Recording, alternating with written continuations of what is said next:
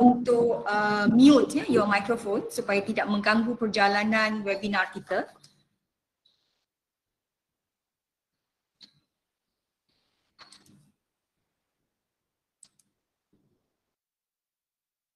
Okay.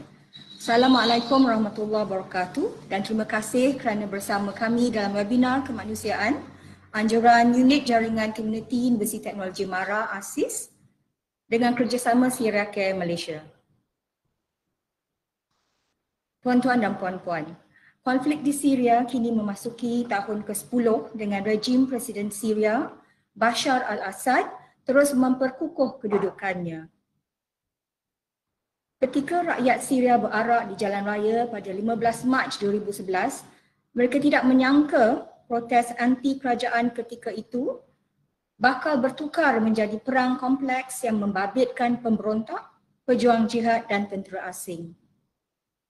Konflik ini telah menyebabkan lebih 11 juta rakyat Syria di dalam dan luar negara kehilangan tempat tinggal sekaligus memaksa mereka menjadi pelarian.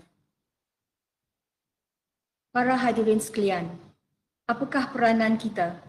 Bolehkah kita di Malaysia berdiam diri, bersenang lenang dengan kemerdekaan yang kita kecapi selama 63 tahun dan melupakan hak rakyat Syria?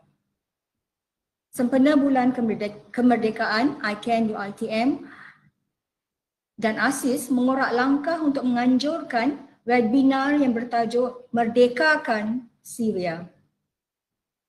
Kami datangkan khas 3 orang penceramah iaitu Ustaz Rizal Ali, Naib Pengurusi Syria Care. Selamat datang Ustaz Rizal. Terima kasih Puan. Kami juga telah mendatangkan Profesor Madia Dr. Afandi binti Mat Rani, pensyarah di Akademi Pengajian Islam Contemporary. Terima kasih Prof Mursi. Okey, selamat datang ya. Dan juga kita ada Cik Wani Hasrita, seorang graduan bidang sains perubatan, penyanyi berbakat dan ikon kemanusiaan Syria Care. Assalamualaikum, terima kasih Profesor Madia Nursyihah. Terima kasih. Mungkin nanti kena cakap kuat sikit ya. Alright. Okey, so itulah kita ada 3 orang penceramah yang kita bawakan hari ini, alhamdulillah. Saya beritahu sedikit mengenai perjalanan webinar pada pagi ini. Kita akan bersiaran selama 1 jam setengah, bermula 10 pagi, alhamdulillah.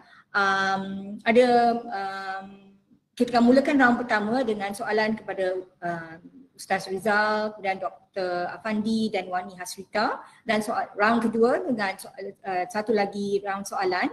Kemudian insyaAllah saya harapkan kita ada masa lagi untuk beberapa soalan, mungkin dalam 20 minit untuk soalan daripada pendengar.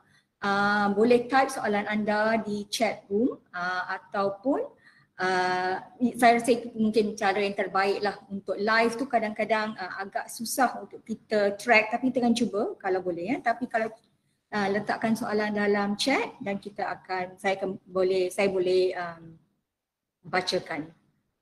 Okey. Okey, saya ingin mulakan dan nama saya Nursyihah Saidin, Ketua Jaringan Masyarakat, Ketua Jaringan Komuniti di UiTM. Saya ingin mulakan dengan menunjukkan soalan pertama kepada yang berbahagia Ustaz Rizal. Negara Syria tidak dijajah oleh mana-mana pihak dan tidak seperti mana Palestin yang tanah mereka dirampas oleh Zionis Israel. Bolehkah Ustaz terangkan kisah sejarah yang berlaku di Syria sehingga mereka hari ini begitu sengsara? Dan kisah ini telah berlarutan hampir 10 tahun. Mohon berikan pencerahan Ustaz. Baik, Assalamualaikum warahmatullahi wabarakatuh. Boleh dengar semua ya? Prof? Boleh dengar semua? Ya, okey. jelas. Okay, bismillahirrahmanirrahim. A'udzubillahi minasyaitonirrajim. Pertamanya saya ingin ucapkan jutaan terima kasih bagi pihak Syria Care kepada ICAN, personally kepada Prof Nursyihah kerana masih sudi lagi berpimpin tangan dengan Syria Care di dalam menengahkan isu-isu kemanusiaan berkaitan dengan Syria. Dan juga yang saya muliakan Prof. Afandi dan juga Cik Wan Hasrita yang sentiasa menyokong gerak kerja kemanusiaan yang kita pelopori untuk membantu mereka di Syria. Berkaitan dengan tajuk ataupun soalan yang diberikan tadi berkaitan dengan rakyat Syria. Kesengsaraan rakyat Syria bukan sahaja dirasai oleh rakyat Syria saja yang jumlahnya yang Prof sebut tadi 9 juta itu, tetapi dia juga dikongsi bersama oleh mereka yang mempunyai rasa kemanusiaan yang tinggi di serata dunia, termasuk kita di Malaysia walaupun kita tak pernah sampai ke bumi Syria. Kesengsaraan itu dikongsi bersama. Dan kalau kita nak menyurut kembali melihat apa yang berlaku di Syria, tajuk kita hari ini adalah merdekakan Syria, dan saya pasti semua orang dapat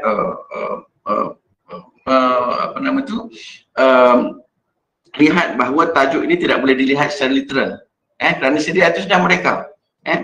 Kita harus melihat sejarah Syria ini bukan sekadar 9 tahun yang lepas ketika mula berlakunya konflik di Syria 2011. Kita kena lihat jauh ke belakang. Dan kalau kita lihat dalam satu rangka yang besar, semenjak 1916 ketika mana Sykes-Picot ditandatangani, bagi saya itu adalah it's a mischief secret deal between the British and the French, as well as the Russian and the Italian at that time, yang menyebabkan kesannya sehingga 100 tahun lebih sehingga hari ini ke semua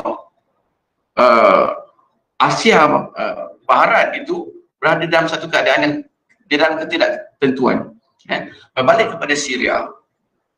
Syria independent from the French mandate in 1946, Oktober 1946.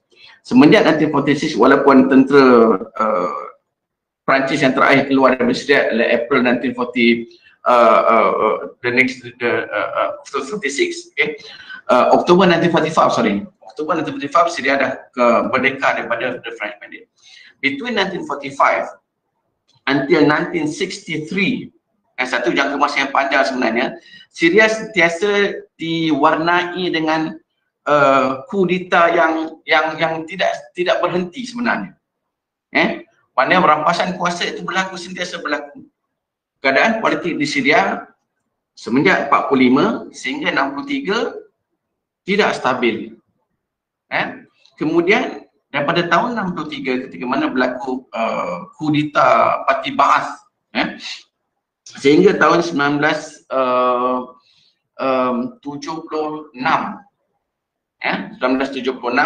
di mana Parti Ba'ath pada ketika itu cuba untuk menjadikan Syria sebagai sebuah negara Arab yang kuat. Namun pada ketika itu kita melihat rakyat Syria tidak begitu tenteram dengan Parti Ba'ath yang memerintah pada ketika itu.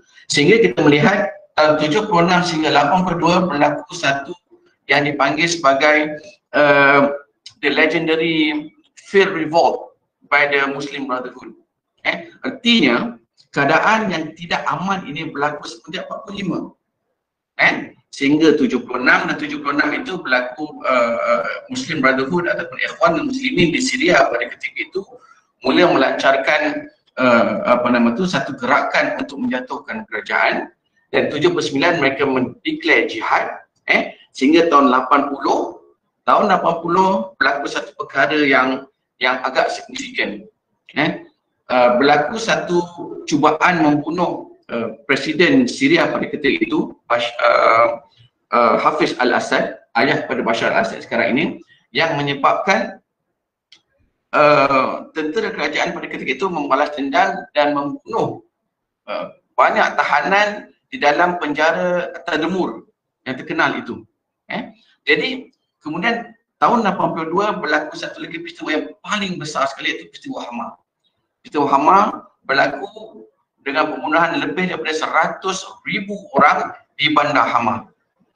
Ini satu fakta sejarah yang kita tidak boleh pandang sepi sebenarnya, untuk melihat kembali apa yang berlaku di Syria. Artinya walaupun di Syria, kalau kita pergi, siapa-siapa yang pernah pergi Syria pasti kita akan cakap Syria ni sebuah negara, memang pun negara yang sangat cantik, sangat aman, ramai para ulama, masyarakatnya lembut, cintakan agama, beradab. Tetapi hakikat sebenarnya rakyat Syria berada dalam satu cengkaman yang mereka tidak boleh lepaskan diri. Kemudian kalau kita ingat tahun 63 sampai sekarang sebenarnya Syria is always under martial law sampai 2011. Jadi oleh kerana Syria under martial law 2011, banyak di antara hak-hak constitution rakyat Syria itu tidak dapat dinikmati oleh rakyat Syria. Dan juga selepas 82, naratif yang digunakan oleh kerajaan untuk menangani penentang-penentang kerajaan adalah mereka ini adalah musuh negara nombor 1. Dan kalau kita tengok law 49 yang terkenal, the infamous law 49 yang mewajibkan ataupun meletakkan mandatory hukuman mandatory mati kepada mereka yang menjadi anggota Ikhwanul Muslimin, dan itu masih terpakai hingga sekarang. Jadi dan juga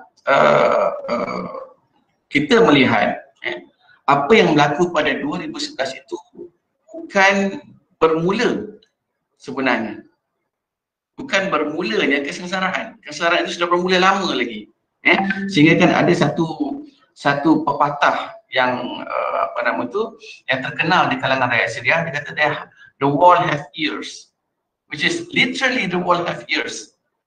Mereka berada di dalam ketakutan, cengkaman yang mana persecution ataupun and then forced arrest dan sebagainya, forced detention berlaku berleluasa di dalam Syria. Ini kita dapat fakta ini bukan saja daripada jurnal-jurnal, bukan saja daripada laporan-laporan badan antarabangsa, NGO yang boleh reliable NGOs. Fakta-fakta ini juga kita dapat daripada rakyat Syria itu sendiri. Saya secara peribadi menemu ramah rakyat Syria yang ada di Malaysia yang saya temui, bagaimana dengan keadaan mereka di sana, dan data-data ini kita dapat direct daripada mereka yang mana mereka mengatakan mereka hidup dalam ketakutan sebenarnya. Walaupun aman tetapi takut. Tidak seperti suasana kita di Malaysia. Kita aman, alhamdulillah, sejak kita merdeka 57 sampai sekarang kita aman dan kita tak takut. Kita tak takut dengan polis, kita tak takut dengan kerajaan, kita tak takut dengan tentera. Tetapi di Syria suasananya berbeza. Semenjak 63 sampai sekarang sebenarnya mereka berada dalam ketakutan. Dan kalau saya boleh simpulkan di sini, Prof, saya boleh simpulkan di sini, 2011, Mac 2011 adalah letusan dan ledakan suara rakyat untuk membebaskan diri mereka daripada cengkaman ketakutan ini. Jadi kalau kita nak katakan merdekakan Syria, itu barangkali bukan dengan literal masuk merdeka daripada penjajah. Merdeka daripada Perancis tahun 45 itu sudah berlaku. Merdeka dan Syria juga adalah sebuah negara berdaulat yang diterima oleh bangsa-bangsa bersatu, yang punya hak-hak yang sama rata dengan negara-negara lain. It's a sovereign state. Tetapi rakyat Syria itu harus dimerdekakan dengan mengembalikan hak mereka sebagai manusia. Dan daripada 2011 kalau kita lihat, kalau saya boleh nak berkongsi sedikit di sini, 2011 sehingga hari ini sudah 9 tahun konflik Syria yang mana rakyat Syria menjadi mangsa. Konflik ini menggambarkan satu perkara yang agak berbeza kalau kita lihat dari perspektif model peperangan yang berlaku. Dia tak sama macam model perang-perang yang dulu, perang dunia pertama, perang dunia ketiga, konsep perang itu berbeza. Dan kalau kita baca pendekatan yang diberi oleh Dr. Mary Calder berkaitan dengan The New War. The New War yang kita lihat pada hari ini adalah satu bentuk peperangan yang baru berbanding dengan konsep peperangan yang lama. Semenjak Bosnia 1995 dan kita lihat pattern yang sama di Syria, yang mana the non-state actor yang bersama-sama di dalam konflik ini dengan keadaan Syria. Kita melihat bagaimana rakyat Syria ataupun penduduk setempat itu diusir keluar dari kawasan mereka ke kawasan lain. Kita melihat bahawa objektif peperangan itu juga berbeza dengan konsep peperangan yang lama. Jadi apa yang saya cuba nak katakan di sini adalah rakyat Syria sejak sekian lama, terutama daripada 2011 hingga sekarang, hak kemanusiaan mereka is being ripped off from them. Ini yang kita cuba bantu, tetapi sebagai badan kemanusiaan, sebagai manusia yang bersama-sama tinggal di dalam planet yang sama, rasa kemanusiaan itu harusnya lebih kuat. Kadang-kadang apa yang kita cuba lakukan itu kita tak mampu kita lakukan. Menyelesaikan masalah ini dari segi perspektif politik barangkali bukan sesuatu yang boleh kita capai. Tetapi apa yang semua orang boleh capai untuk membantu rakyat Syria adalah dengan memberi bantuan kemanusiaan kepada mereka dan berterusan mengambil berat tentang mereka dengan menyebarkan dan berterusan berada di dalam kesedaran apa yang berlaku di Syria. Itu bagi saya apa yang menjawab soalan Prof tadi, apa sebenarnya yang berlaku di Syria itu bukan perkara baru sebenarnya. Itu perkara yang dah lama. Itu perkara yang dah lama mereka lalui. Dan ini adalah ledakan suara hati rakyat Syria untuk agar hak mereka itu dikembalikan, itu sahaja. Dan unfortunately bagi saya ataupun bukan saya sebenarnya, bagi masyarakat antarabangsa, konflik kemanusiaan Syria ini kadang-kadang kita lihat dia sudah sampai ke tahap apa yang dikenal sebagai psychic numbness. Kita dah mula rasa numb. Dah lama sangat perkara yang sama berlaku, tak habis-habis, tak henti-henti. Akhirnya masyarakat jadi numb. So hopefully kita tidak berada di dalam psychic numbness ini, dan kita berterusan untuk memberi kesedaran kepada masyarakat. Dan saya ingin memuji usaha yang dilakukan oleh ICAN, terutama Dr. Shihab, di dalam memberi kesedaran kemanusiaan kepada pelajar pengajian tinggi tentang erti kemanusiaan. Kerana apa? Kerana walau tinggi mana pelajaran kita sekalipun, walau credential kita banyak mana sekalipun, tanpa kemanusiaan di dalam jiwa, semua apa yang dipelajari itu, ilmu-ilmu itu sebenarnya tidak memberi apa-apa erti, memberi perubahan kepada dunia. Jadi berterusan di dalam memasukkan nilai-nilai kemanusiaan ke dalam semua orang, terutama pelajar pengajian tinggi, ada satu benda yang sangat besar dan penting. Dan saya ucapkan tahniah dan terima kasih kepada Prof. Nur Shihab dan juga ICAN dan juga semua yang terlibat di dalam rencana ini.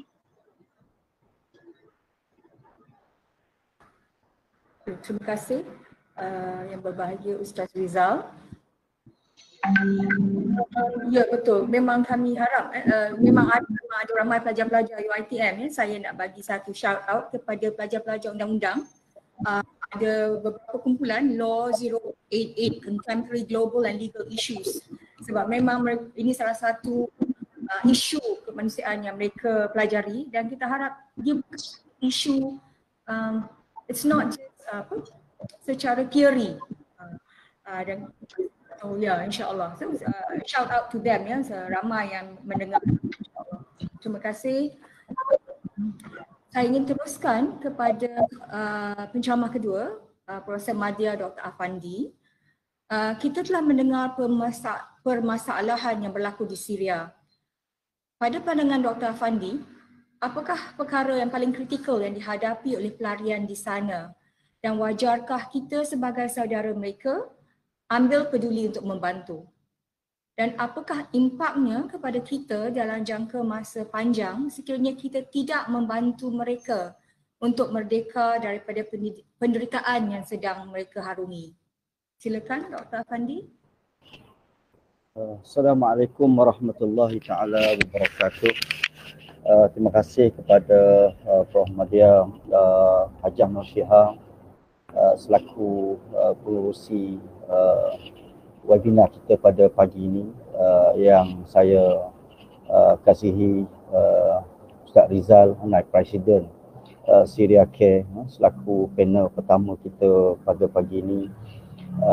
Rakan panel saya juga Cik Wani Hasrita, ikon kemanusiaan Syria, para pelajar UiTM khususnya, dan para pendengar yang saya kasih semua. Assalamualaikum warahmatullahi taala wabarakatuh. Pertama-tamanya kita bersyukur kehadrat Allah Subhanahu wa taala, pada pagi ini kita dapat bersama dalam misi kemanusiaan, walaupun kita dalam webinar ataupun secara online, menunjukkan kesedaran kita begitu tinggi terhadap nilai-nilai kemanusiaan. Saya juga ingin mengucapkan jutaan terima kasih kepada pihak ICANN, dan saya juga mewakili Akademik Pengajian Islam Contemporary ASIS UiTM, dan tidak dilupakan Syria Care yang telah menganjurkan program webinar kemanusiaan Merdekakan Syria ini.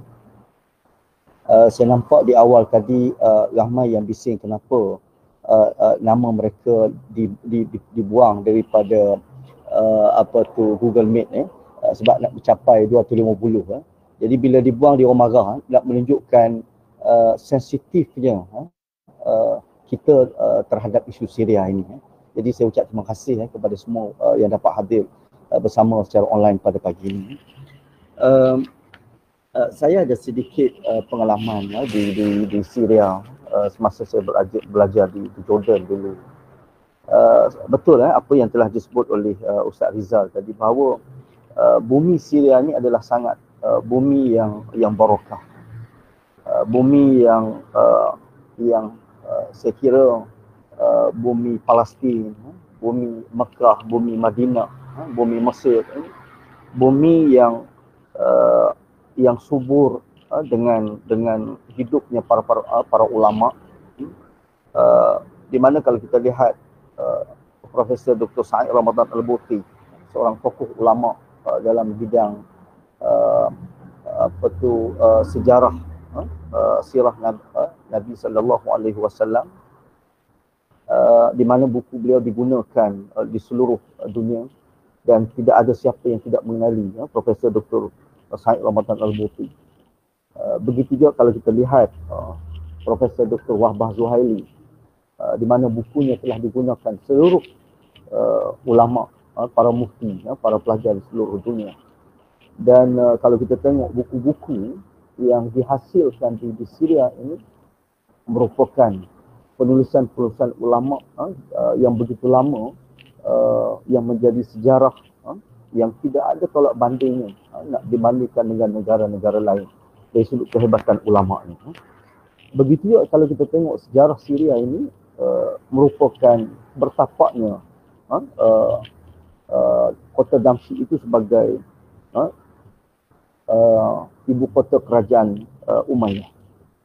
Jadi dari sudut sejarahnya, Damsyik atau Syria ini merupakan sejarah yang begitu gemilang dalam sejarah Islam.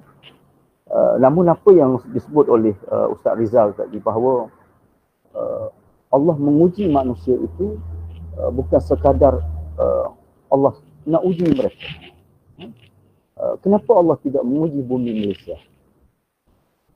Di mana kalau kita tengok sejarah kemerdekaan kita, boleh dikatakan tanpa kita bertumpah darah, tanpa peperangan.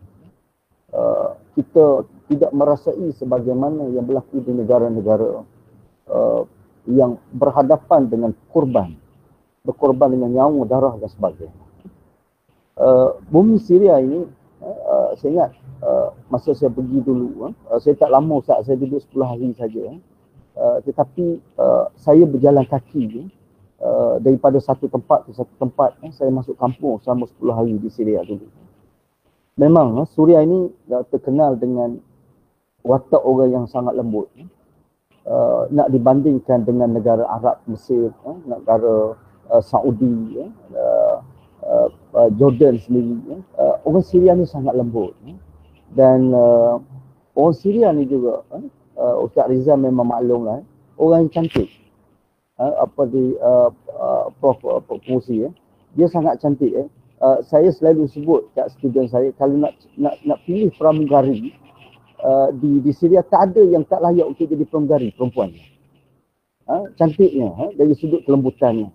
Jadi kalau nak cari muka macam Wani Hasrita tu ramai di Syria. Ini Allah bagi nikmat yang begitu hebat kepada bumi Syria ini. Namun kalau kita tengok apa yang berlaku hari ini, bukan Allah sengaja menjadikan bumi Syria begitu.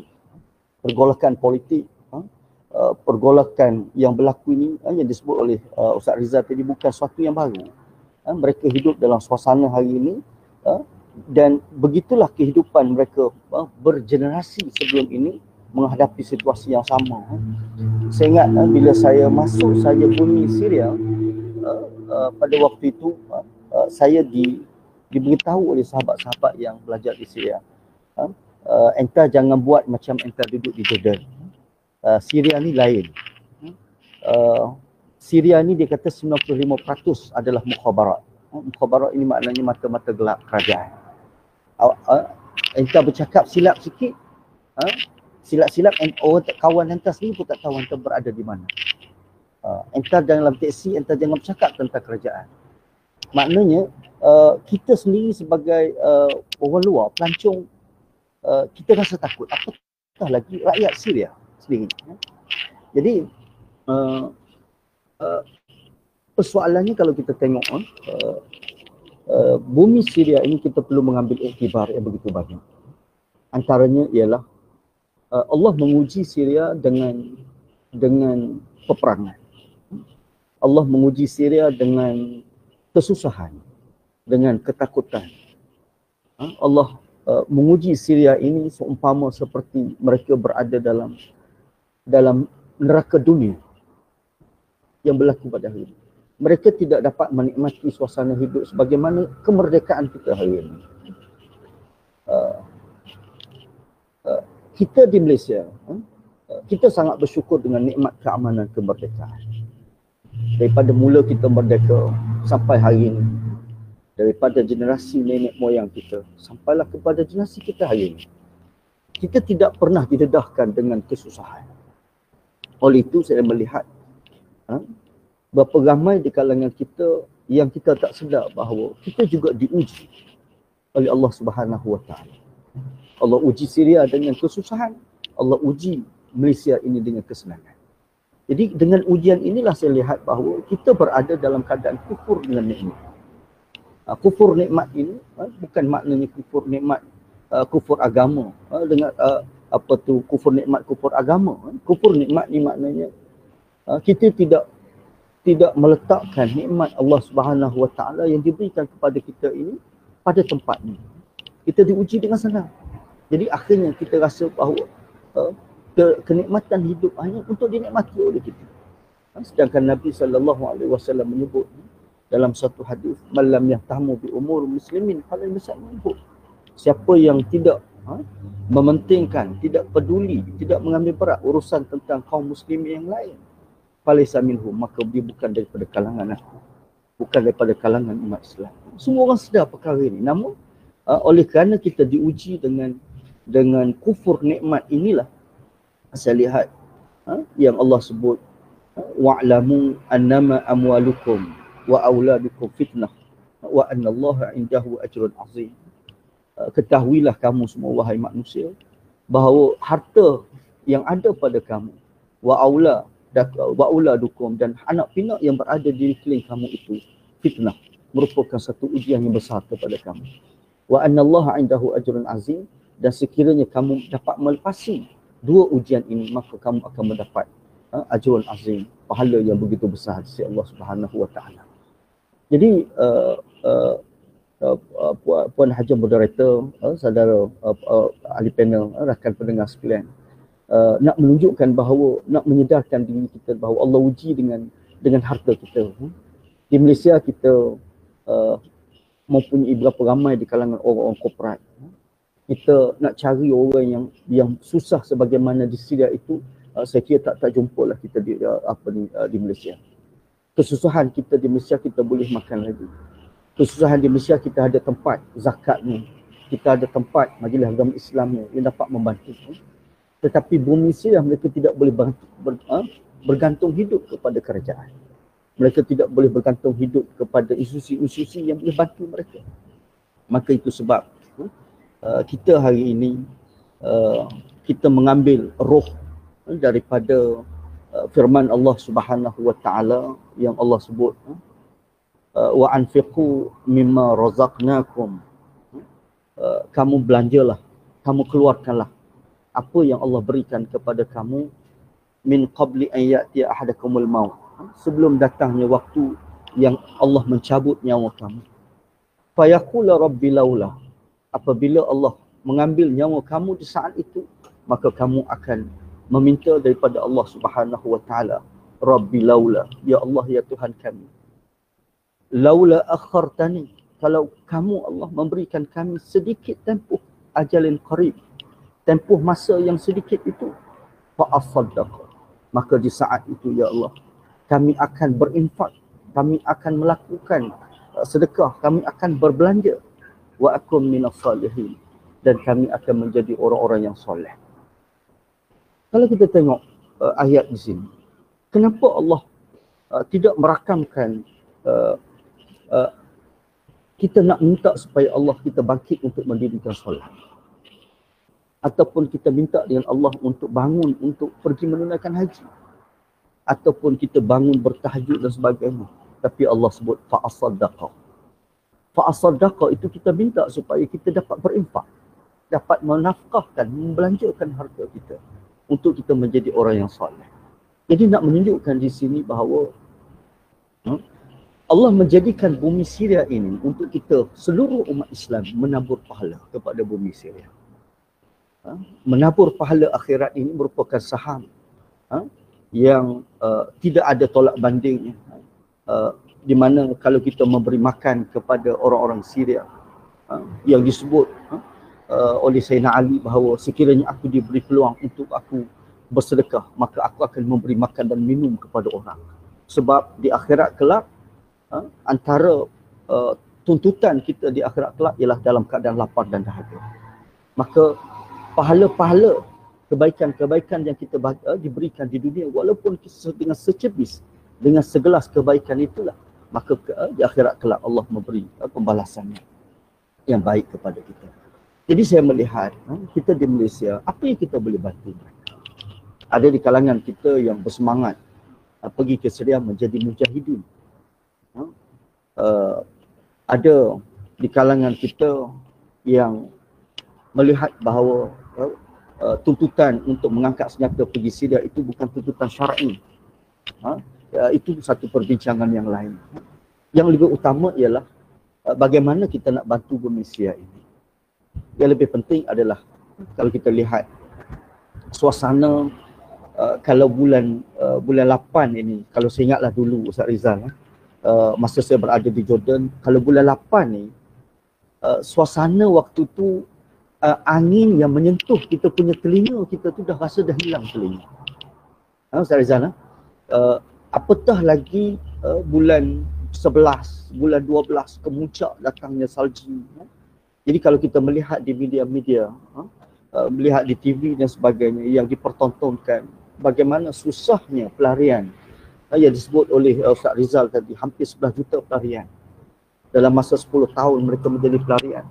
Apabila datangnya musim sejuk, salji, kita hari ini duduk di Malaysia, hujan 2-3 titik pun kita nak bangun pun susah.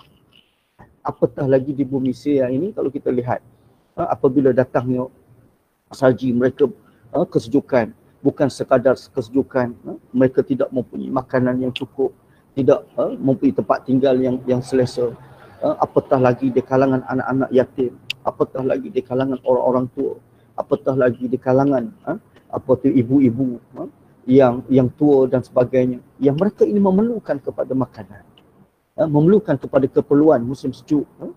contohnya baju, kasut, selimut, tilam, stoking dan sebagainya. Begitu juga canvas, kapet, bantuan perubatan. Ini semua kadang-kadang yang memerlukan. Dan saya fikir kalau kita tidak bersama dengan Syria Care, ataupun nak fikir kita nak pergi ke Syria baru kita nak bantu, mungkin yang disebut oleh Allah tadi fa'asadda bila sampai masa barulah kita nak minta dengan Allah supaya kita dapat bersama-sama dengan Syria Care, bersama dengan misi kemanusiaan. Jadi bermula daripada hari ini kita buat gerakan untuk membantu Syria, dan gerakan ini bukan bersifat bermusim. Kalau soalan yang ditanya tadi, apakah impak jangka panjang yang kalau kita tak bantu mereka? Sekiranya kita tidak membantu mereka, mungkin Allah menguji kita sebagaimana diuji kepada bumi Syria. Dan berapa lama hidup kita, kita nak lihat apa yang berlaku di bumi Syria. Dan apakah dengan kita tidak melihat bumi Syria, setitik air mata kita tidak keluar, nak menunjukkan bahawa kita betapa kerasnya hati kita, sebab kita kita mempunyai satu penyakit yang disebut oleh Nabi SAW, penyakit al-ashru wal batar, iaitu penyakit seronok dan penyakit mewah. Inilah yang disebut oleh Nabi SAW, sayusibu ummati, penyakit ini akan menimpa sebagaimana penyakit ini ditimpa kepada umat-umat terdahulu, antaranya ialah al-ashru wal batar. Jadi bermula hari ini, saya fikir sedikit sumbangan kita terhadap bumi Syria ini untuk membantu umat Islam, dan kita mudah-mudahan kita dapat melakukan secara berterusan istiqamah dalam bantu, dan kita tidak boleh bergerak seorang diri. Kita perlu kepada jemaah, kita perlu kepada kumpulan-kumpulan yang ramai untuk membantu, dan dengan kumpulan yang ramai inilah yang sedikit kita sama-sama jinjing, yang berat sama kita pikul. Mudah-mudahan bumi Syria ini akan kembali sebagaimana tertegaknya bumi kerajaan Umayyah dulu, dan merupakan tempat persinggahan Nabi SAW semasa Nabi memulakan perniagaan bersama bapa saudara Nabi SAW. Saya kira cukuplah itu Puan Moderator untuk round yang pertama. Terima kasih. Alhamdulillah, terima kasih kepada Profesor Madya Dr. Afandi. Terima kasih kerana mengingatkan kita bumi Syria sedang diuji, tetapi kita juga diuji. Adakah kita prihatin? Adakah kita dapat memberikan sedikit daripada harta yang Allah pinjamkan kepada kita untuk rakyat Syria? So marilah kita mengambil cabaran tersebut. Mudah-mudahan boleh istiqamah. Okey. Saya ingin teruskan kepada penceramah ketiga kita, Cik Wani Hasrita. Sebagai seorang anak muda, bagaimanakah Wani melihat krisis kemanusiaan di Syria? Dan apakah yang telah mendorong Wani melibatkan diri dengan Syria Care? Dan apakah peranan yang cuba Wani jalankan di atas platform yang sedia ada hari ini? Silakan, Cik Wani. Bismillahirrahmanirrahim. Assalamualaikum warahmatullahi wabarakatuh. Selamat pagi kepada pengerusi majlis kita, Profesor Madya Hajah Nur Shihah Saidin, dan ahli panel saya hormati Encik Rizal Ali, dan juga Prof Madya Dr. Muhammad Afandi, dan juga kepada semua yang menonton.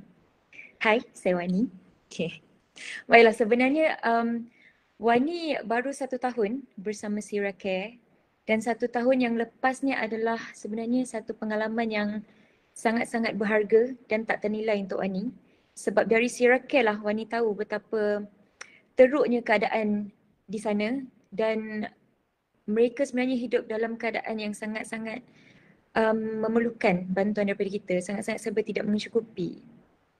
So saya memainkan peranan dalam Syria Care untuk membantu, untuk menyebarkan mesej-mesej kesedaran tentang keadaan yang berlaku di sana. Sebab melalui pengalaman sendiri, sebelum menyertai Syria Care, kita tahu di sana sedang bergolak, sedang berperang, tetapi kita tak tahu exactly what is going on dekat sana. Kita tak tahu betul-betul apa sebenarnya yang jadi.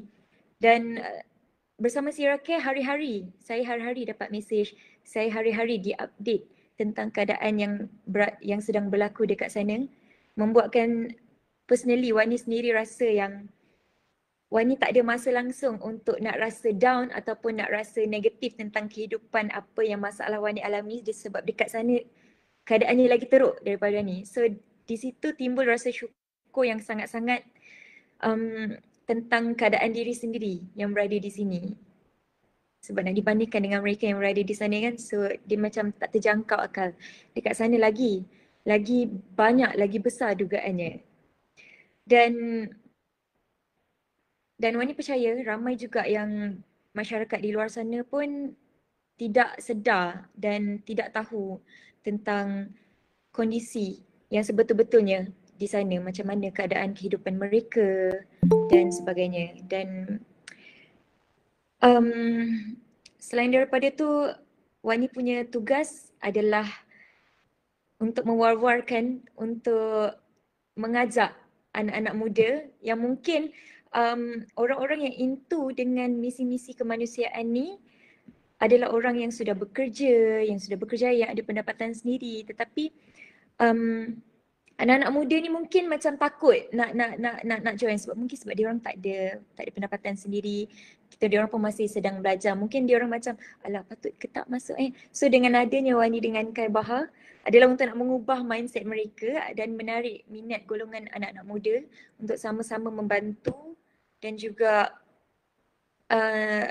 sama-sama cari jalan selain daripada duit, apa lagi yang kita boleh bersama-sama untuk membantu mereka. Dan selain daripada itu, of course, kita nak memberi info kepada mereka di luar sana tentang aktiviti-aktiviti yang dijalankan oleh pihak Syria Care. Sebenarnya kita ada banyak aktiviti-aktiviti. Kita ada banyak program-program yang di mana salah satunya adalah perkampungan Melayu, tak silap saya. Perkampungan Malaysia, tak silap saya lah, antara dua tu. Yang kita sedang membina di sekitar Syria itu untuk pelarian saudara-saudara kita untuk menetap di situ. Supaya diorang tidak lagi tinggal dalam kemah. Sebab supaya diorang ada tempat yang proper untuk diorang duduk. Dan tugas kami untuk memberi info-info kepada mereka, sebab mungkin ada di antara mereka yang tidak tahu macam mana nak tolong, tapi macam mana nak tolong, macam mana nak bagi account bank, macam mana nak salurkan bantuan itu. So kami membantu untuk menyebarkan info-info di platform media sosial yang sedia ada. Dan alhamdulillah Wani rasa setahun bersama Syria Care ni followers kami banyak yang memberi feedback yang sangat baik. Peminat-peminat followers kami banyak sangat DM yang tanya tentang macam mana nak menderma, cara nak menyalurkan bantuan dan sebagainya. Dan saya rasa bersyukur juga dapat menjadi sebahagian daripada Syria Care, setidaknya dapat membahagikan masa dengan aktiviti-aktiviti seni saya, dan setidaknya saya dapat juga mengumpul, orang kata tu kumpul saham akhirat. Kita bahagikan masa untuk kita pun sebenarnya tidak fikir tentang masalah sendiri, sebaliknya macam mana kita nak fikir tentang untuk memberi manfaat kepada orang lain. So itulah dia. InsyaAllah semoga dapat membantu. Alhamdulillah, terima kasih Cik Wani Hasrita. Saya harap dengan sedikit apa yang Wani ceritakan tadi akan memberi inspirasi kepada pelajar-pelajar UiTM, semua orang muda lah, bukan saja pelajar UiTM, semua, bahawa sesibuk mana kita pun sebenarnya tuntutan untuk membantu orang lain itu memang ada. Dan apabila kita berkecimpung dalam misi-misi kemanusiaan, barulah kita tahu betapa bersyukurnya dan betapa bernasib baiknya kita. Janganlah kita komplain benda-benda yang kecil-kecil sedangkan di Syria mereka sedang menderita, makan minum pun tak cukup. Okey. Saya teruskan ke soalan keempat kepada Ustaz Rizal. Kita mula pusingan kedua. Syria Care merupakan salah satu NGO yang paling ke hadapan memperjuangkan nasib rakyat Syria sejak bermulanya krisis. Pelbagai bentuk bantuan telah disalurkan. Sebagai contoh, untuk mengatasi krisis makanan di sana, Syria Care tampil dengan projek Order Food untuk merdekakan mereka daripada kelaparan. Kehilangan tempat tinggal, Syria Care munculkan idea memerdekakan mereka dari kesempitan itu melalui projek wakaf rumahan pelarian Syria. Saya rasa kita ada mainkan video tadi, tetapi kita akan mainkan sekali lagi kemudian. Persoalannya, adakah semua ini mendapat sambutan daripada masyarakat secara konsisten? Dan pasti ada cabarannya yang boleh Ustaz kongsi bersama dengan kita pada hari ini. Silakan Ustaz Rizal. Okey, Assalamualaikum. Terima kasih banyak soalan tu. Itu soalan yang sangat baik dan sangat penting sebenarnya, dan saya kira barangkali apa yang Wan disebutkan tadi, apa yang Prof. Afandi sebutkan tadi, boleh kita kita garap bersama di dalam menjawab soalan ini. Saya sebenarnya nak mainkan video Wakaf Malaysia tu, Prof.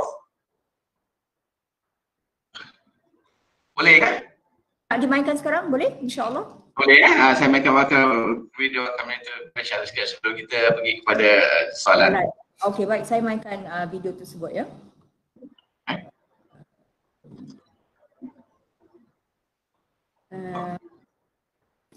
Tapi Prof, dia saya mainkan. Ada. Macam mana? Ada? Oh, okey. Boleh, Doktor. Oh, jadi Ustaz Rizal mainkan. Alright. Saya mainkan. Okay, sila.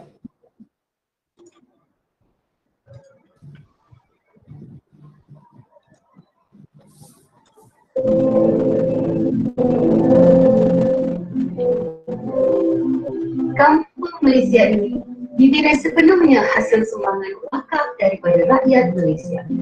Untuk menjayakannya, Syria Care menawarkan lot wakaf bermula dari RM30 satu lot dan tiada had maksimal perkhidmatan.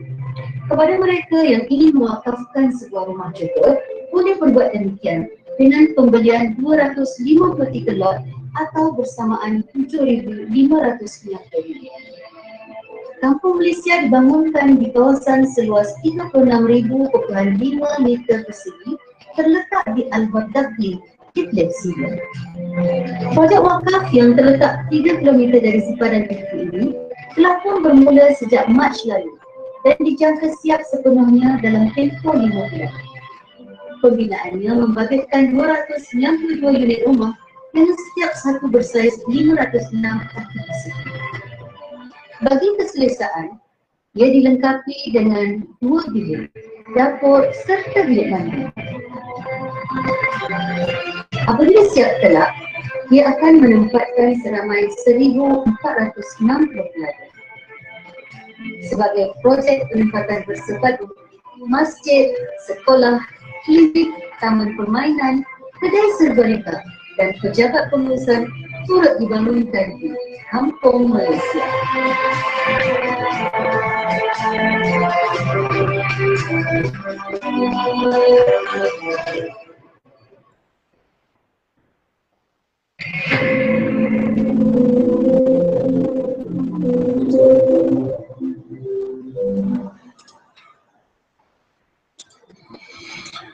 Okey, saya kira Prof itu video yang sama barangkali Prof nak mainkan. Ya kan? Macam mana? Video Kampung Malaysia tadi tu barangkali video yang sama yang Prof nak mainkan tadi. Betul. Betul. Video yang sama. Okey. Alhamdulillah. Okey. Projek Kampung Malaysia ni, saya nak start dengan projek Kampung Malaysia sebelum kita jawab soalan tentang cabaran dan sebagainya tadi. Projek ni adalah satu projek yang sangat unik. Video tadi voice over yang dilakukan sendiri oleh CEO kami yang berbakat, Ustazah Siti Sakinah. Anyway, dia adalah satu housing project yang mana kita jarang-jarang dengar NGO ataupun mana-mana organisasi buat satu housing project yang kondusif di bumi lain. Ini adalah sebagai sebenarnya bagi kami di Syria Care adalah aspirasi rakyat Malaysia. Kami memanifestasikan, merealisasikan keinginan ataupun aspirasi rakyat Malaysia untuk membantu mereka yang berada di Syria dari kemah ke rumah. Kehidupan di dalam perkemahan itu bukan satu kehidupan yang mudah. Kita kat sini, Prof Wani, Prof Andi, kalau kita balik rumah, kita ada tombol pintu nak buka pintu kan. Di Syria, dekat kemah tu tombol pintu tak ada. Dia bukan rindukan rumah, dia rindukan tombol pintu sahaja. You just imagine how they were over there.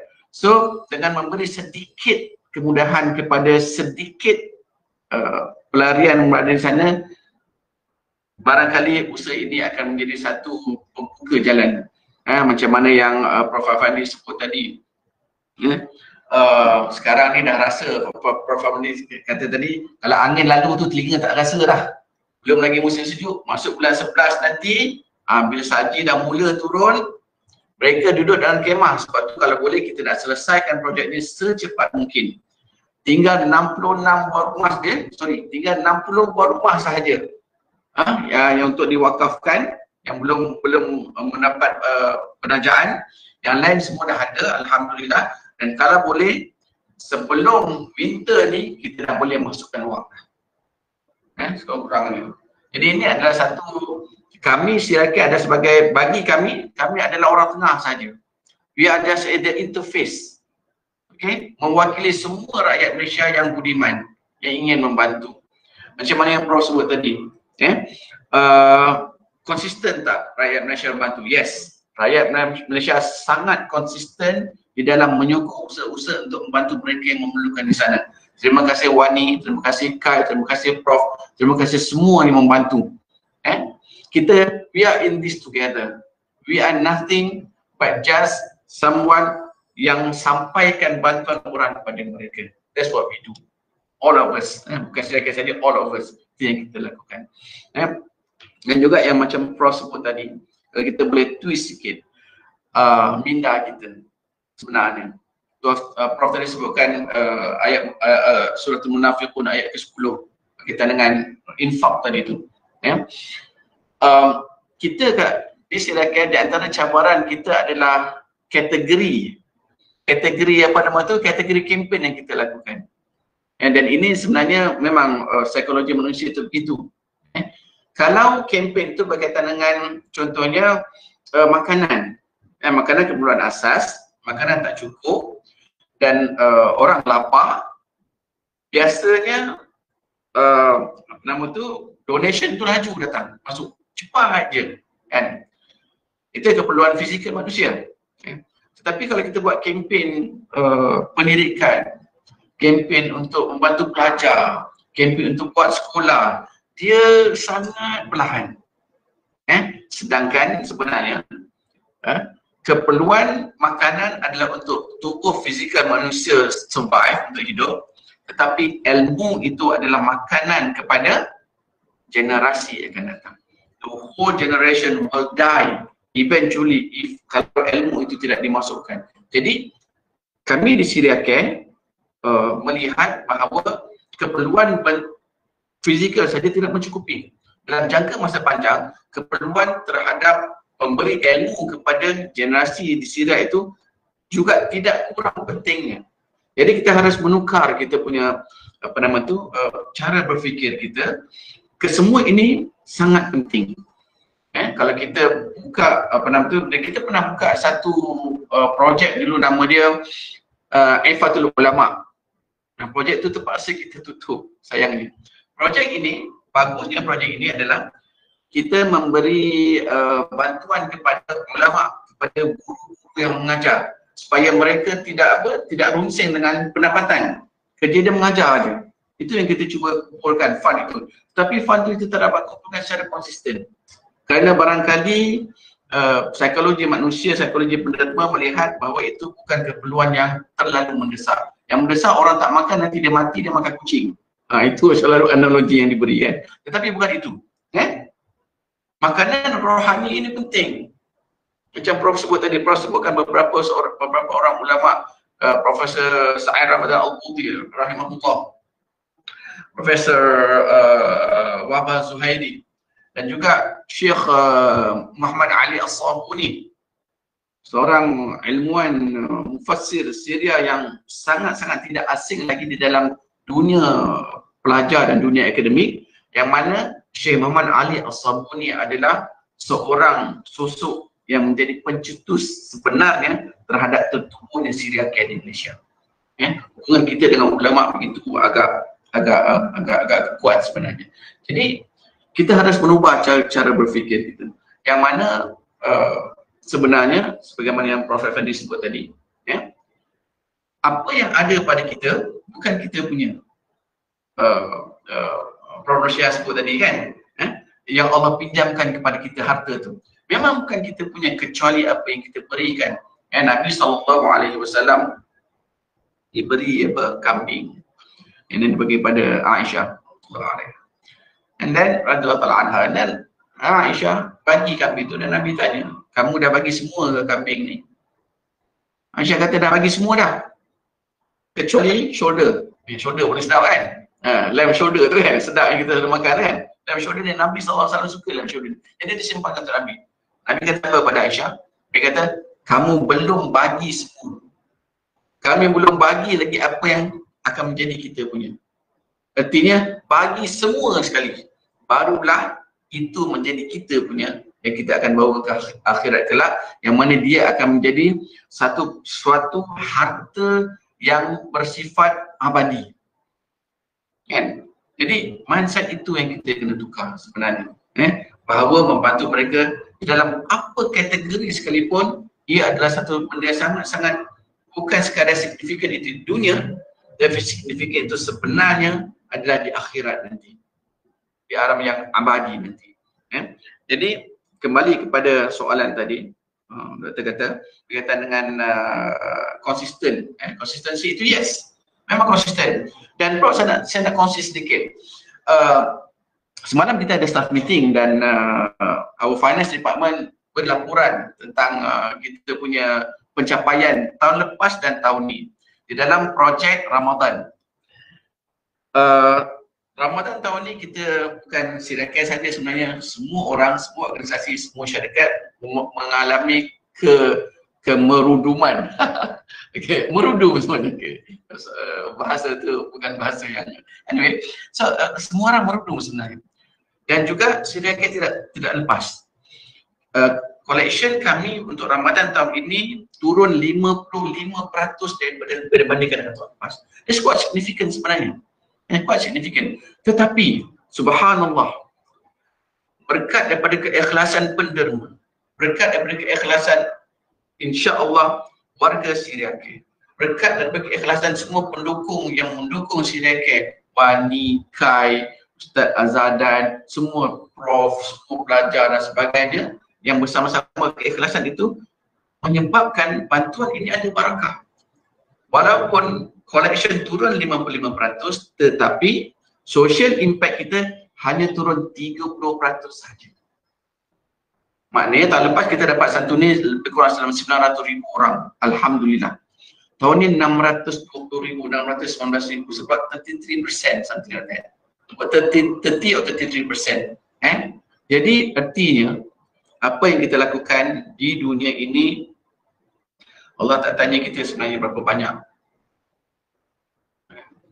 Yang akan tentukan hanyalah Allah Subhanahu Wa Taala. Dan yang akan tentukan manfaat yang diterima itu juga hanyalah yang memberi rezeki itu. Bukan berada di dalam tangan kita. Apa yang kita harus lakukan hanyalah lakukan saja. Just do it. Buat saja.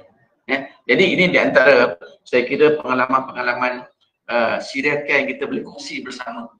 Sebenarnya bukan sekadar cerita, tetapi ini yang berlaku. Jadi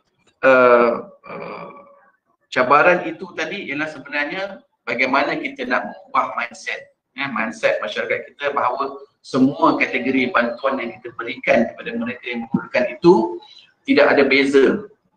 Tak kira lah sama ada pendidikan, sama ada apa nama tu, makanan ataupun shelter. Yang kita buat Kampung Malaysia ni shelter. Dan untuk pengetahuan juga, Kampung Malaysia ini adalah satu housing project yang kondusif. Sebelum ni kita ada satu projek nama Mawaddah Warahmah. Mawaddah Warahmah ni buat rumah juga. Kita dah buat 8, kita nak tambah lagi. Uniknya Mawaddah Warahmah ni kita buat rumah dan diberi kepada pengantin-pengantin baru. pasangan-pasangan yang baru membina keluarga, kita berikan rumah terus. Tapi kita pilihlah rakan kerjasama kita di sana ada kriteria tertentu mereka memilih. Mereka yang memerlukan. Mau projek mewadah orang rumah ini. Dan kita ada juga projek, kita pernah buat projek kuat kemah. Ada 100 kuat kemah kita dirikan. Tapi dia of course tidak bersifat kekal, dia bersifat sementara kemah. Dan juga kita ada projek, contohnya kita ada projek buat tube well. Tube well untuk mereka yang bukan di kawasan perkhemahan. Dan untuk pengetahuan juga saya nak update sedikit. Kampung Malaysia ni dilengkapi dengan satu sistem perairan tube well yang nilainya lebih kurang 350,000 ringgit yang ditaga sepenuhnya oleh rakyat Malaysia. Probably is one of a kind. Tube well, kita punya water tank nanti salurkan pada semua rumah itu di kawasan perumahan ini dengan menggunakan tenaga suria. Kita harvest solar untuk to power up the needs of this system.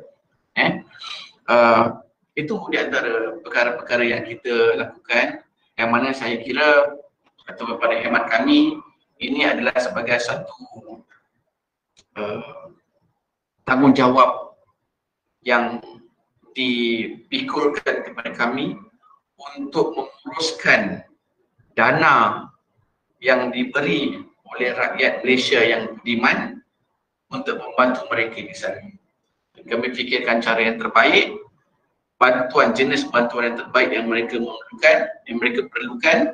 Semoga nanti Allah Subhanahu Wa Taala meletakkan kita semua ni yang mendengar, yang menyokong, yang memberitahu, yang menyebarkan, yang melaksanakan, semua kita ni akan bertemu di dalam jannah Allah Subhanahu Wa Taala di akhirat kelak nanti, hasil daripada usaha kita, insya-Allah. Itulah Prof. Saya bagi menjawab soalan tadi. Alhamdulillah, terima kasih Ustaz Rizal. Jadi jelas sekali Syria Care ada banyak jenis bantuan yang disediakan, sama ada pendidikan, saya rasa ada juga kerajaan anak yatim Syria. Saya ingin menyerulah kepada rakyat Malaysia, sebenarnya kita sangat mewah di Malaysia, rumah, kereta dan sebagainya. Jadi saya ingin menyeru tahun ini kalau boleh tak payahlah kita renovate rumah, tak payahlah tukar kereta baru.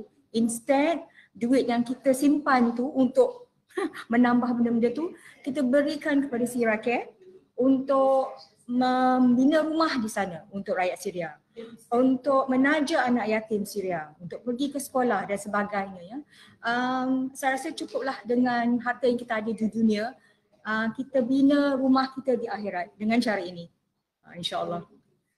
Okey, saya pergi ke soalan yang seterusnya. Ini untuk Dr. Afandi. Dr. Afandi, dalam kita melaksanakan kerja-kerja kebajikan, pasti akan terbit rasa penat dan juga ingin mengalah untuk membantu. Bagaimana boleh kita memerdekakan diri untuk terus istiqamah sebelum kita memerdekakan mereka di sana? Atau kalah perjuangan ini adalah di dalam pengetahuan Allah sahaja. Tapi bagaimana kita nak memastikan diri kita merdeka daripada rasa putus asa untuk membantu mereka yang teraniaya ini? Terima kasih kepada Prof Moderator yang saya kasihi, rakan-rakan panel, para pelajar dan pendengar yang saya hormati sekalian. Terima kasih kepada semua yang masih berada dalam webinar CARE, webinar kemanusiaan merdekakan Syria, anjuran ICAN, SC dan Syria CARE. Kalau kita melihat kepada sejarah Nabi sallallahu alaihi wasallam dan nak bandingkan dengan kehidupan kita hari ini, saya selalu fikir di mana faktor kejayaan Rasulullah, yang Rasulullah berjaya menghidupkan sunnah Nabi SAW itu ialah innamal mu'minuna ikhwatun itu. Di kalangan orang Islam itu adalah saudara mara kita. Di kalangan orang Islam itu adalah darah daging kita. Orang Islam itu adalah adik-beradik, sebenarnya adik-beradik kandung kita. Macam mana kita nak merasai jiwa sebagaimana jiwa para sahabat. Ini tarbiyah yang berjaya yang Rasulullah SAW membentuk diri para sahabat, yang saya boleh sebut hari ini sebagai berjiwa filantropi. Saya kalau boleh saya nak gerakkan dalam bahasa Arab kita sebut sebagai wakaf basyari, iaitu mewakafkan diri. Sebelum kita bercakap tentang wakaf harta, wakaf tenaga dan sebagainya itu, apa kata kita berazam sebelum kita menutup kita punya mata dan sebelum nyawa kita keluar daripada badan kita, kita mewawarkan bahawa diri kita ini adalah untuk diwakafkan. Wakaf basyari dia panggil. Jadi manusia yang berjiwa filantropi inilah yang boleh melahirkan orang yang tidak penting diri sendiri. Orang yang tak berjiwa anani, penting diri sendiri. Orang yang berjiwa memberi dan bukan berjiwa menerima. Ini yang ada pada masyarakat kita hari ini, berjiwa menerima tapi tidak berjiwa memberi. Bila kita tak dapat, orang dapat, kita akan marah. Zaman Rasulullah dapat, kalau dapat kepada dia nak bagi kepada orang lain. Dan orang lain dapat, orang lain nak bagi kepada orang lain. Ini jiwa para sahabat.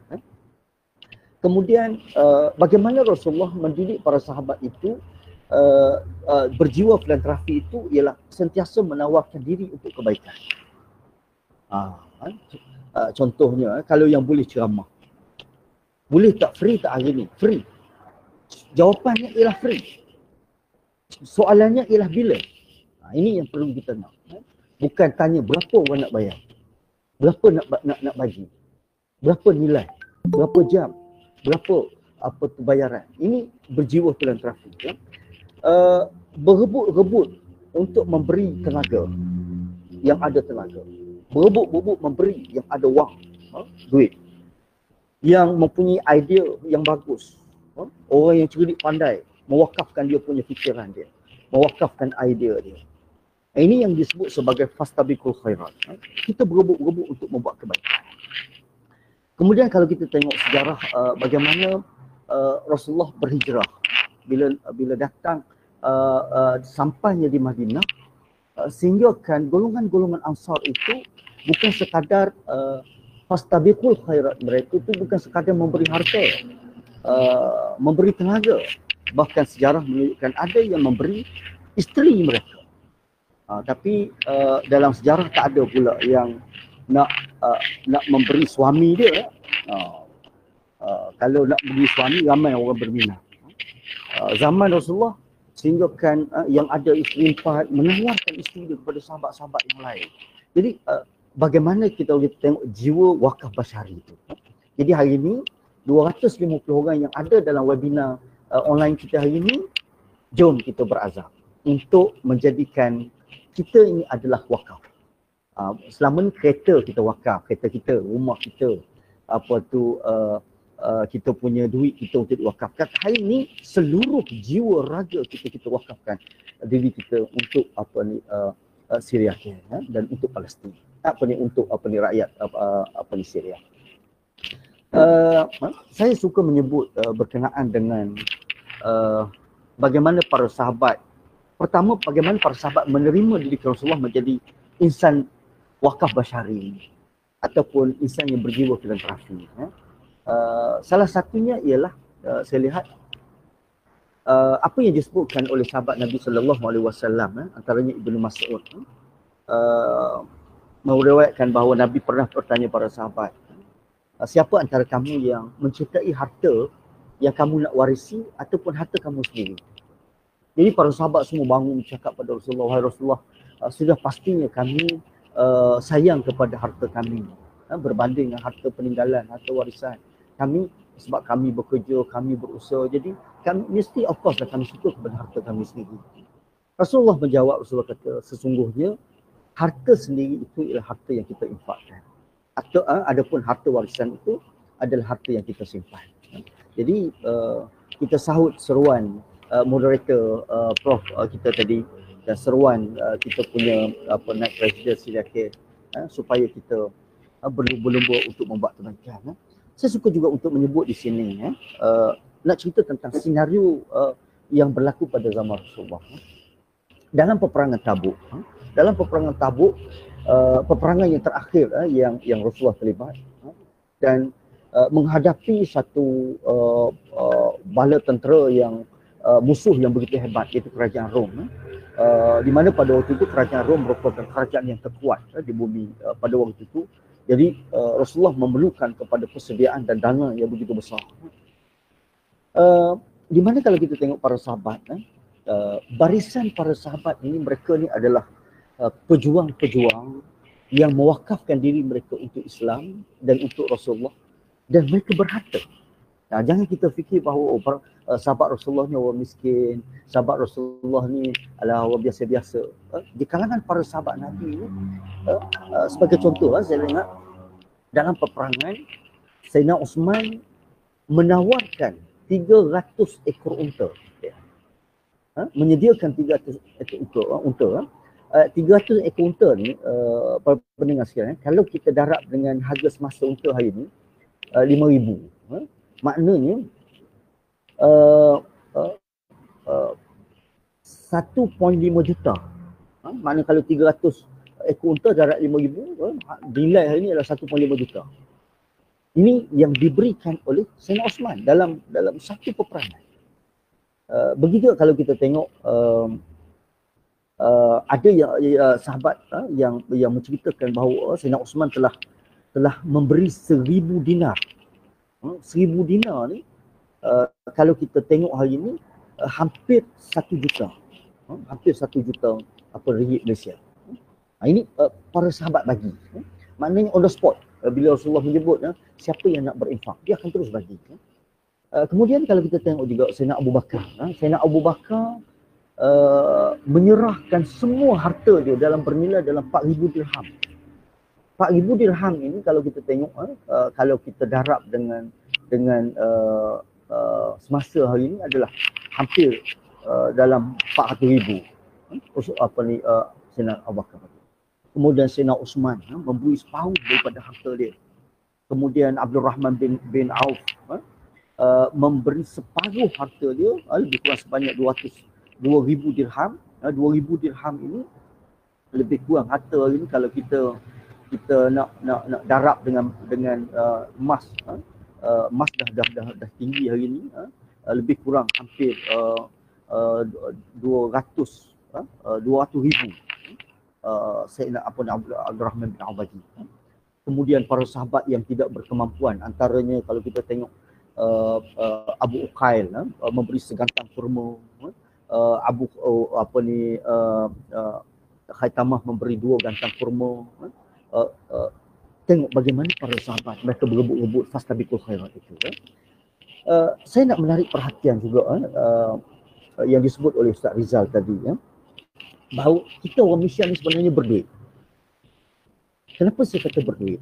Sebab saya ni antara orang yang selalu bercakap tentang kenapa kita beria-ria sangat tentang haji dan umrah. Ada di kalangan orang korporat ini, orang kaya, setiap cuti sekolah, dia pergi umrah. Setiap tahun dia pergi haji. Dan saya cuba kalkulate, kalau kita tengok di Malaysia 2,000 sebulan orang pergi umrah sebelum ini, sebelum COVID.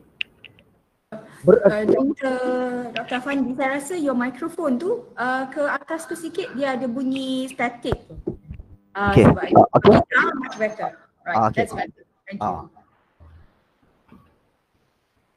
Jadi kalau 2,000 orang sebulan, maknanya setahun 12 bulan kita ada hampir 104,000 jemaah.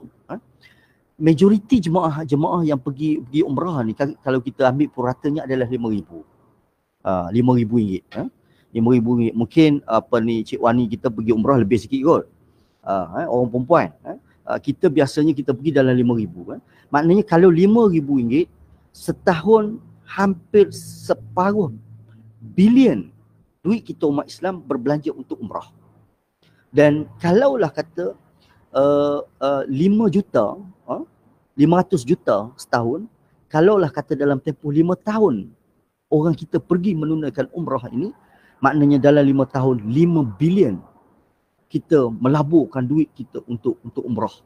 Dan bukan tak penting umrah dan haji ni, tapi perkara wajib itu adalah sekali dah cukup. Contohnya haji, sekali dah cukup.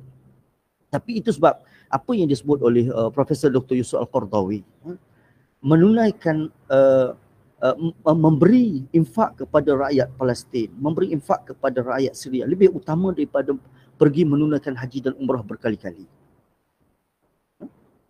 Dan ini perkara ini perlu kita jelaskan kepada masyarakat kita, sebab masyarakat kita memikir bahawa nak hapuskan dosa pergi Mekah, nak nak pahala yang banyak pergi sembahyang di Masjid Nabawi.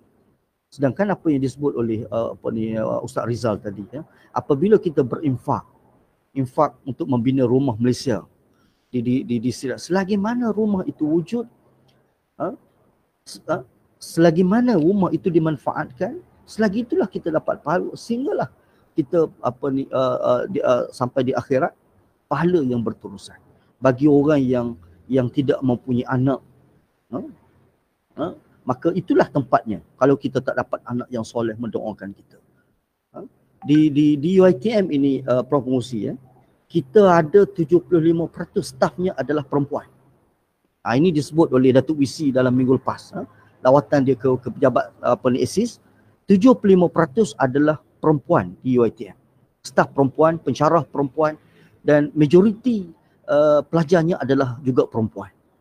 Jadi apa kata hari ini kita bukanlah nak boykot Lazada, kita bukanlah nak boykot Shopee, tapi apa kata kita gunakan wang kita supaya kita gunakan untuk Syria Care.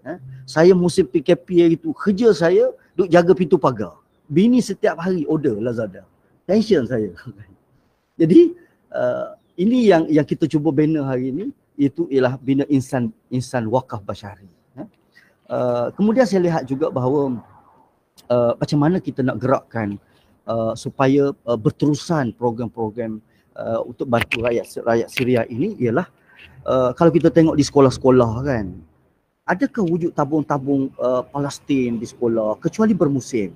Jadi sekarang kita tak nak, kalau boleh kita memberi kesedaran kepada anak-anak kita di peringkat kecil lagi supaya berjiwa memberi. Kita bagi dia RM3 sehari, RM1 untuk Palestin, RM1 untuk Syria Care. Setuju? Kemudian masjid. Masjid dah ada menyahut cabaran. Okay. Kemudian kalau kita tengok di masjid dipenuhi dengan tabung anak yatim. Apa kata kita tambah je perkataan di situ, tabung anak yatim Syria. Tambah perkataan satu je, Syria. Jadi tak adalah tabung itu hanya untuk anak yatim di Malaysia saja. Kemudian kita tengok perlunya kita lahirkan ikon-ikon anak-anak muda, meramaikan orang yang berjiwa Wani Hasrita ini. Orang yang berjiwa seperti Aflin Shauki, dan berapa ramai lagi artis-artis kita ni yang mempunyai follower yang ramai. Allah memberi nikmat kepada kamu bercakap. Saya kalau bercakap adalah 20 orang nak dengar. Tapi kalau artis bercakap 2-30 ribu orang boleh dengar. Berjuta followers. Kita dekati kumpulan-kumpulan ini untuk menjadi ikon-ikon anak muda.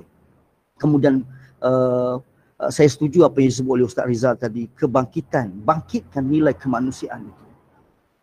Bangkitkan nilai kemanusiaan. Perlu ada subjek-subjek kesukarelawan di universiti. Setiap universiti perlu digerakkan.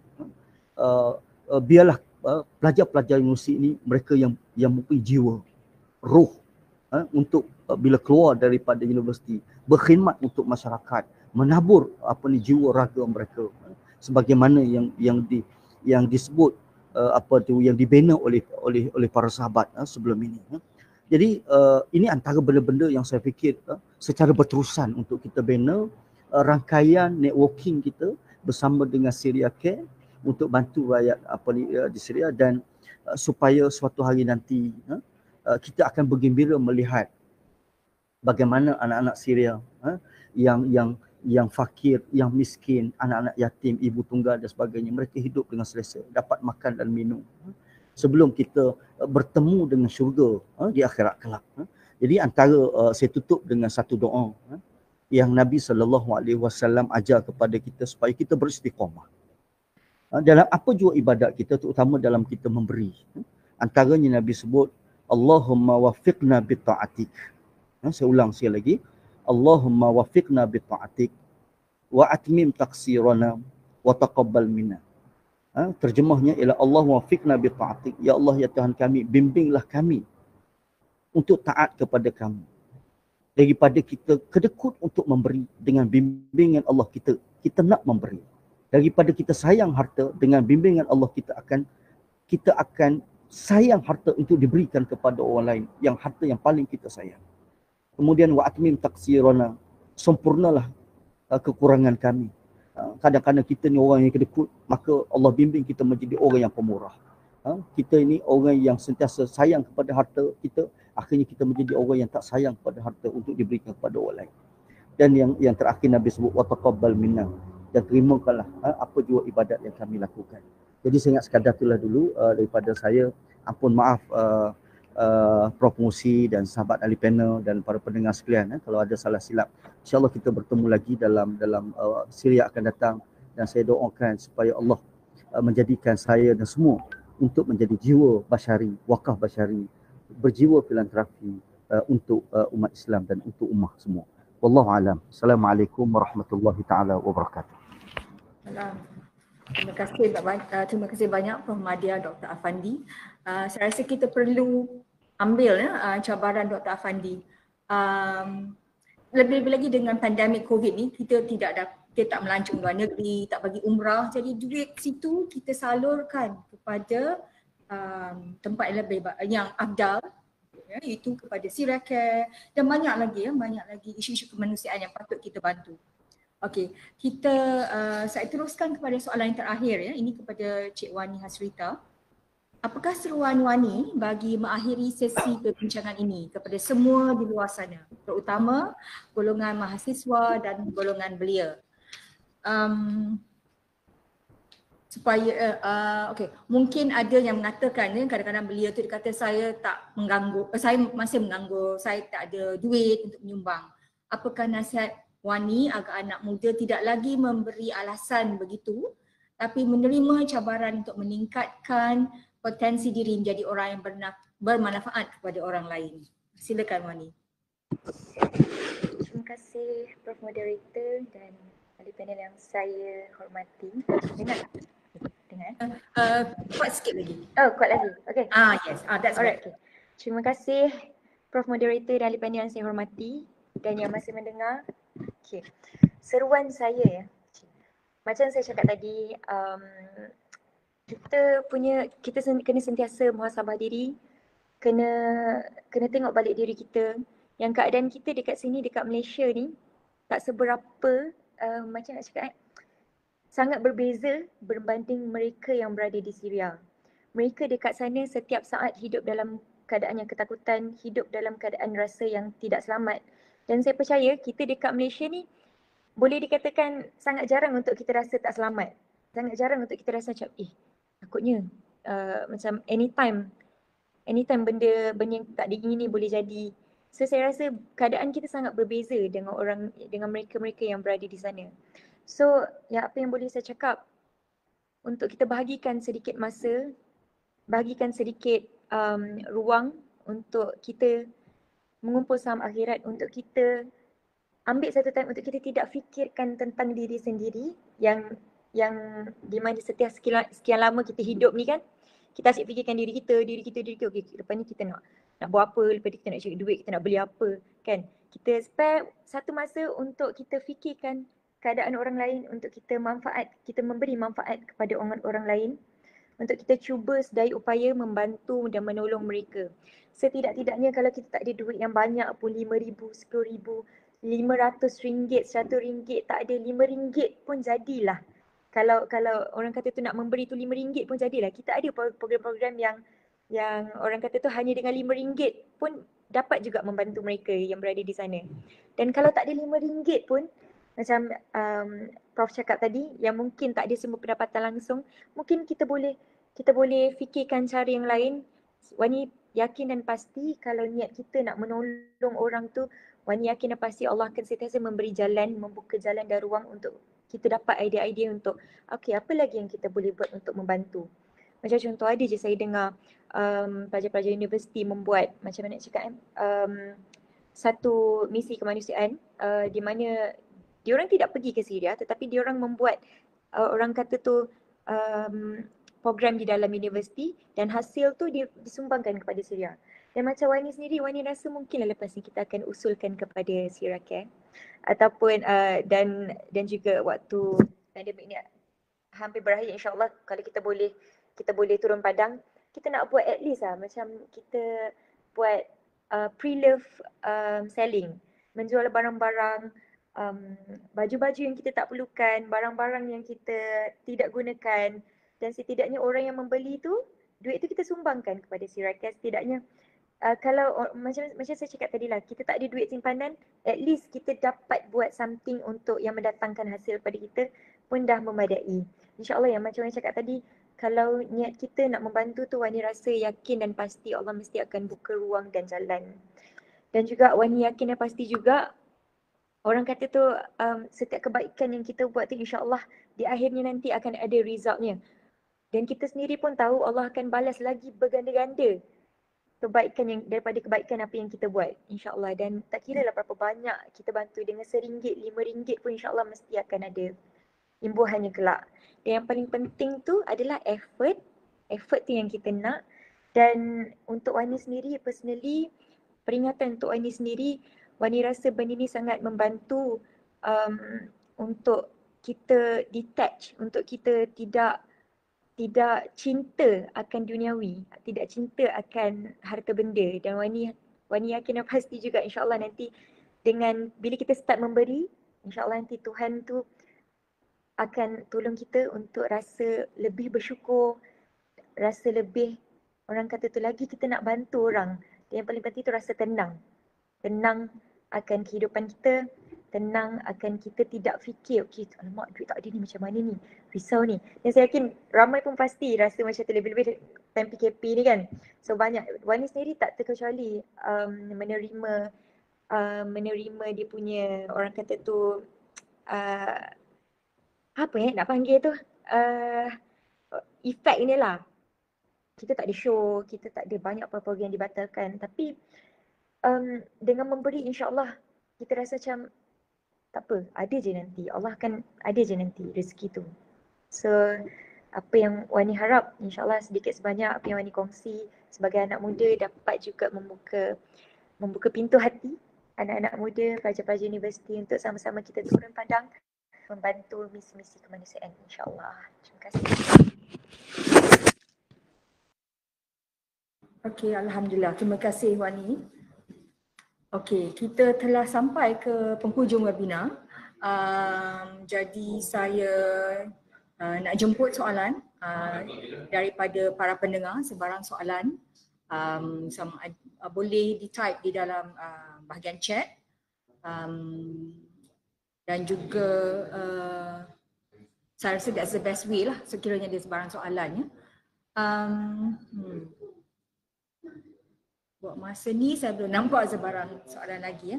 Okey, tapi saya nak pick up sedikit apa yang Dr. Afandi beritahu tadi. Saya sendiri tidak tahu, saya memang tahu wanita tugas sebagai seorang pensyarah itu telah menjadi satu tugas yang didominasi oleh wanita. Saya rasa memang pendidikan tu, bidang pendidikan itu somehow ada dah jadi lebih kepada wanita, tetapi 75% pensyarah UiTM itu adalah wanita. Wah, itu sangat itu satu jumlah yang sangat besar ya. Jadi dan itulah kalau boleh wanita-wanita ini, mari kita jadi wanita pilihan, wanita yang betul dengan wang yang, dengan duit gaji yang kita ada. Kita berikan sebahagiannya untuk Syria, untuk kemanusiaan. Terlalu banyak tempat untuk kita memberi. Okey. Saya lihat macam tidak ada soalan, mungkin disebabkan masa pun dah agak lewat dan dah sangat saya rasa dah sangat lengkap, agak lengkap lah juga insya-Allah. Tapi saya ingin akhiri ni dengan beberapa kata-kata hikmah ya. Dua kata-kata hikmah yang ingin saya kongsi. Apabila di dalam diri seseorang masih ada rasa malu dan takut untuk berbuat suatu kebaikan, maka jaminan bagi orang tersebut adalah tidak akan bertemunya kemajuan selangkah pun. Satu lagi, kita cinta damai, tetapi kita cinta lebih lagi kepada kemerdekaan. Kedua-dua kata hikmah itu daripada Soekarno, Presiden Republik Indonesia yang pertama. Jadi marilah kita buang rasa malu dan rasa takut untuk berbuat kebaikan. Kadang-kadang apabila kita macam Wani kata tadi, kita nak buat little bit of crowdfunding ke fundraising, malu untuk meminta. Tapi saya selalu kata, janganlah rasa malu, sebab apabila kita meminta, bukannya kita meminta untuk diri kita sendiri, meminta untuk anak yatim Syria, meminta untuk Palestin, meminta sekarang untuk Lebanon for example. Kita meminta untuk orang yang tidak ada kesempatan untuk meminta. Kita meminta untuk orang lain bagi pihak mereka. Jadi tidak patut ada sebarang rasa malu. Ya? Sebab kita menjadi ejen untuk membantu mereka. Okey, dengan ini saya ingin akhiri. Jelas sekali tugas untuk memerdekakan Syria adalah tanggungjawab sosial yang perlu kita galas, tanggungjawab bersama, memerdekakan mereka daripada penderitaan, daripada kebuluran, daripada kesejukan. Ya? Mereka negara yang merdeka tetapi tidak merdeka daripada segi hak, tidak diberi hak mereka. Saya ingin yang tidak terhingga kepada ahli-ahli panel kita, kepada yang berbahagia Ustaz Rizal, terima kasih, kepada Profesor Madya Dr. Afandi, kepada Cik Wani Hasrita juga yang telah memberikan masa beliau. Semoga Allah membalas dengan kebaikan dan memberikan anda semua dan kita semua peluang untuk terus menyumbang dalam arena kemanusiaan. Dengan itu, Wassalamualaikum warahmatullahi wabarakatuh. Terima kasih semua. Terima kasih. Assalamualaikum warahmatullahi wabarakatuh.